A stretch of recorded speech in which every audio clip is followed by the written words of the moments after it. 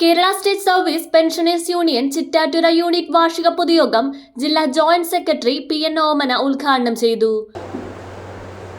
ബ്ലോക്കിനെ സംബന്ധിച്ചിടത്തോളം 5 ബ്ലോക്കുകളുണ്ട്. അതിൽ 3 യൂണിറ്റ് വാർഷികങ്ങളോ ഇതുവരെ കഴിഞ്ഞിരിക്കുകയാണ്.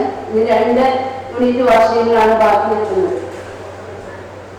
എന്തായാലും നമ്മളുടെ ആ പരിമിതികൾ വെച്ചുകൊണ്ട് തന്നെ ഒരു 10 ആയപ്പോഴേക്ക് 80 പേരോടേക്ക് ചേർന്നിട്ടുണ്ട്. നമുക്ക് വളരെ സന്തോഷകരമായ മുഹൂർത്തമാണ്. Union president E M. അലി അധ്യക്ഷനായി.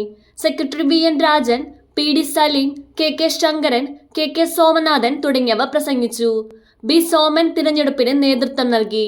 പ്രസിഡന്റായി ഇ.എം. അലി, വൈസ് പ്രസിഡന്റായി U P. Saleem, M V. Shaji, K V. Padmanabhan, general സെക്രട്ടറിയായി വി.എ. രാജനെയും ജോയിന്റ് സെക്രട്ടറിയായി K K. Sankaran, K K. Krishnan, T H. Aisha എന്നിവരെയും ട്രഷററായി കെ.കെ. സോമനാഥനെയും തിരഞ്ഞെടുത്തു.